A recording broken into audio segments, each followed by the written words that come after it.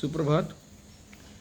वर्षा ऋतु इस श्रावण मास में वात दोष का प्रकोप होता है और इस वात दोष के प्रकोप से विविध व्याधियाँ, वात कफ प्रधान ऐसी व्याधियाँ, बुखार है, डेंगू है, मलेरिया है, चिकनगुनिया है, जिसमें घुटनों में अलग अलग जॉइंट्स में सूजन आती है, बहुत पेन होता है, कमर में दर्द होता है, गर्दन में दर्द होता है, पूरी बॉडी में, बदन में पेन होता है।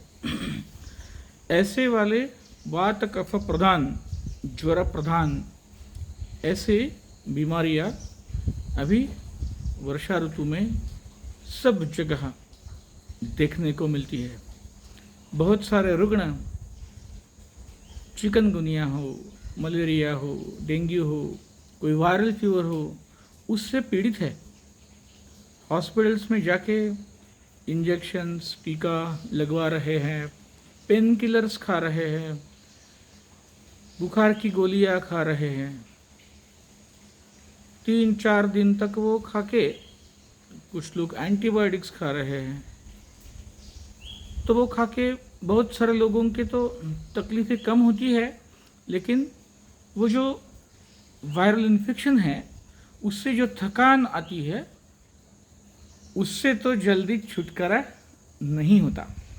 कुछ लोगों के तो घुटनों का दर्द वैसे ही चालू रहता है, भले ही बुखार कम हुआ हो 3-4 दिन में, लेकिन जोड़ों में दर्द, कमर में दर्द, पिंडरियों में दर्द चालू रहता है और बहुत सारी थकान का सामना वो लोग करते हैं।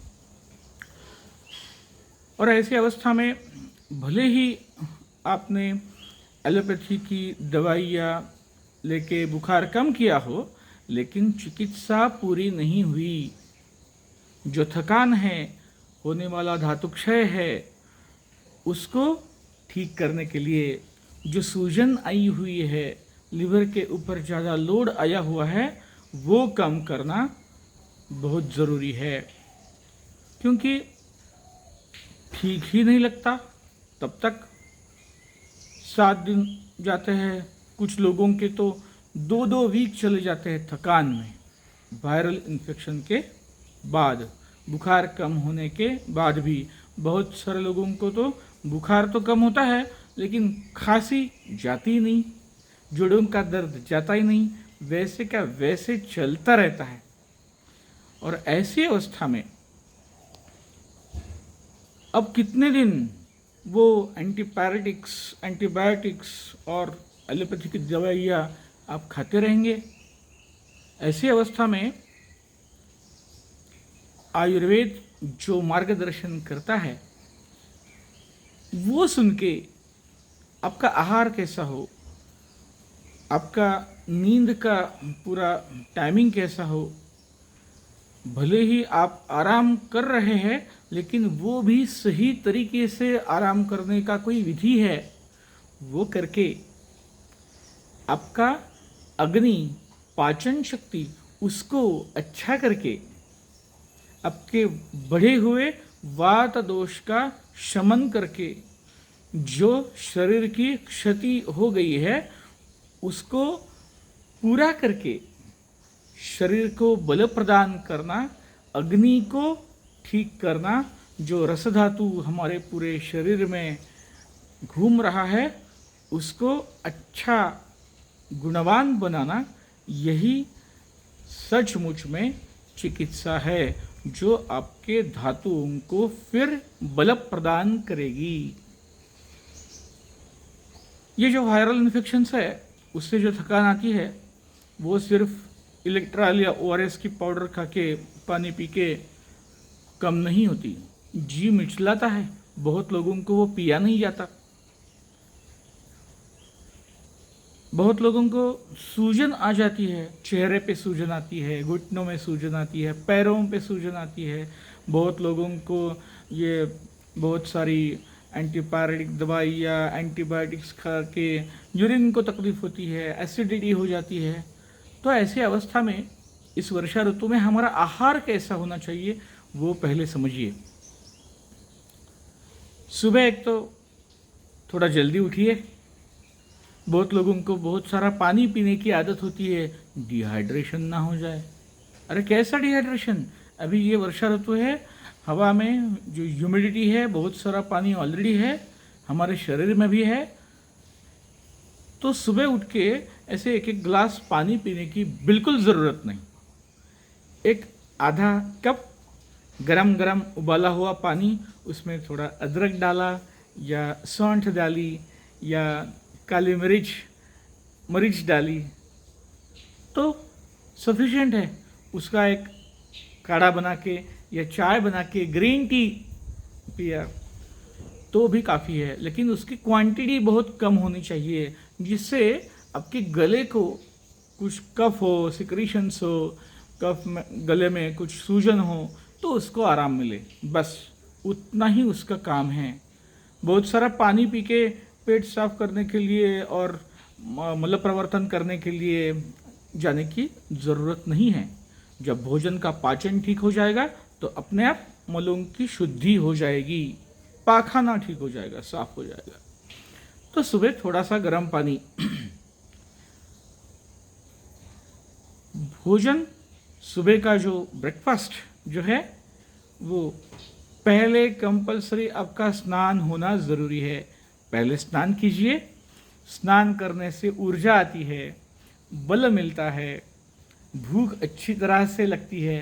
तो 8:30-9 बजे स्नान करके कुछ पूजा पाठ करके बाद में आपने अगर ब्रेकफास्ट किया तो आपके पाचन तंत्र को अच्छा होगा। हल्का नाश्ता, सुबह उठ के पराठे खाने की ज़रूरत नहीं है या हेवी फूड खाने की ज़रूरत नहीं है। थोड़ी सी दाल चावल ले ली, उसको ठीक तरह से पकाया, उसको थोड़ा सा घी और जीरा से उसको तड़का लगाया और हल्की सी खिचड़ी खा ली, हल्का सा दलिया खा लिया थोड़ा सा, तो काफ़ी है। सुबह सुबह उठ के दूध पीने की ज़रूरत नहीं है। सिंपल सात्विक हल्का भोजन ब्रेकफास्ट के लिए, हल्का खाना। अगर जिनको अच्छी भूख लगती हो उनके लिए, जिनको भूख नहीं लगती उनको ब्रेकफास्ट भी करने की ज़रूरत नहीं है। डायरेक्टली 10:30, 11, 11:30, 12 बजे जब ठीक तरह से भूख लगे तब आप खाना खाइए। 1-2 रोटी, दाल चावल, जो कुछ भी खाना घर में बना हुआ है वो खाना, गर्मा गर्म खाना खाइए और उसमें अन्न को अच्छी रुचि आए ऐसी चीज़ें डाल के, मराठी में हम उसको गुड़ा मसाला बोलते हैं, जिसमें हरी मरीच ज़्यादा नहीं होती। इन दिनों इस सीज़न में ज़्यादा मिर्ची खाने से बहुत सारे लोगों को तो बवासीर की भी तकलीफ़ देखने को मिल रही है। तो ज़्यादा हरी मिर्च नहीं खाना है खाने में। अदरक है, धनिया है, जीरा है, सौंठ है, ये चीज़ें अगर हमारे खाने में आ गई तो अपने आप खाने का स्वाद बढ़ता है। सेंधा नमक चलेगा, काला नमक चलेगा, वो चीज़ें अगर खाने में हो तो भोजन का स्वाद बढ़ेगा। दोपहर का भोजन ऐसे 11:30-12 बजे आपने किया तो भोजन करते समय थोड़ा थोड़ा उबाला हुआ पानी पीते पीते आपने अगर भोजन किया तो भोजन का पाचन भी ठीक हो जाएगा। और शाम को बहुत लोगों को आदत होती है, ऐसे 5-6 बज गए कि कोई किसी ने वड़ा पाव खा रहा है, कोई समोसा खा रहा है, स्नैक्स खा रहा है शाम को। नहीं, अभी इस ऋतु में ऐसी चीज़ें खाने से अच्छा है शाम का भोजन ही आप कर ले। जिनको एटलीस्ट पॉसिबल है, जो लोग ऑफिस में हैं उनको वो पॉसिबल नहीं होगा शायद, लेकिन जिनको पॉसिबल है उनको शाम को 6 बजे गर्मा गर्म रोटी खाइए, गर्मा गर्म भाकरी खाइए या दाल चावल भी खा सकते हैं, लेकिन 6 बजे।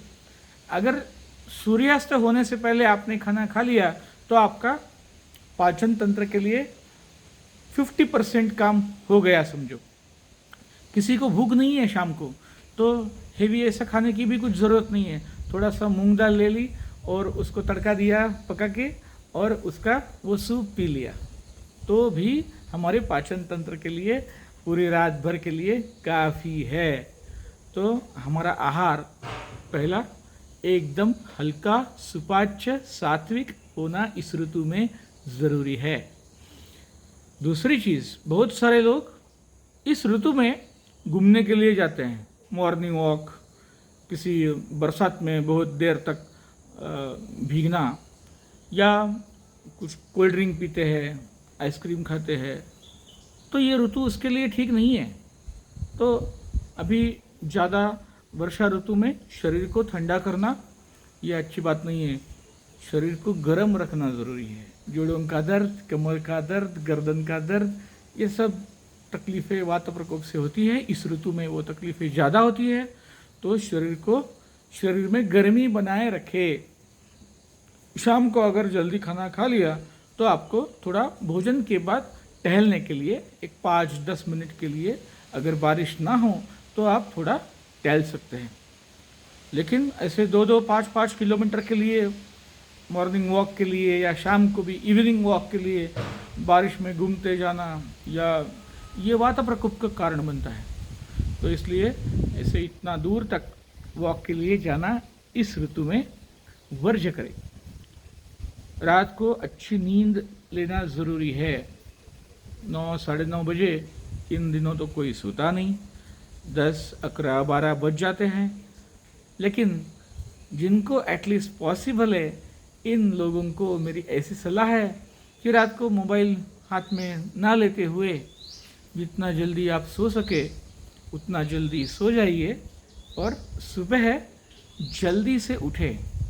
और वो जल्दी से इसका मतलब अलार्म लगा के नहीं, आप समझो 9 बजे सो गए तो आपकी नींद सुबह 5 बजे खुल जाएगी। और अपने आप नींद खुलना, इससे ज़्यादा सुख की कोई बात नहीं है। अपने आप नींद पूरी होके अपने आप जागना सेहत के लिए बहुत ही अच्छा चीज़ है। तो सुबह ऐसे जल्दी उठ के फिर हमारे दूसरे दिन की दिनचर्या शुरू करें। वर्षा ऋतु में ऐसे अपने हल्का सुपाच्य आहार, अच्छी नींद, अच्छा आराम, ज़्यादा एक्सरसाइज नहीं करना, और शीत ऋतु से बच के अगर आप रहे तो जो कुछ भी आपको तकलीफ़ें हो रही है उनमें आराम मिलने के लिए मदद होगी। भले ही आप कौन सी भी पैथी की दवाइयाँ खाते रहे हो, बुखार के लिए बुखार की दवाइयाँ, कोई इन्फेक्शन हो गया, एंटीबायोटिक्स, लेकिन आयुर्वेद जो बोलता है वो सर्वथा अलग अलग ऋतुओं में उसका पालन करना, उसके लिए तो किसी की ज़रूरत नहीं है, आप खुद कर सकते हैं, वो ज़रूर कीजिए और वर्षा ऋतु में आपका आरोग्य संभाल के रखें। धन्यवाद।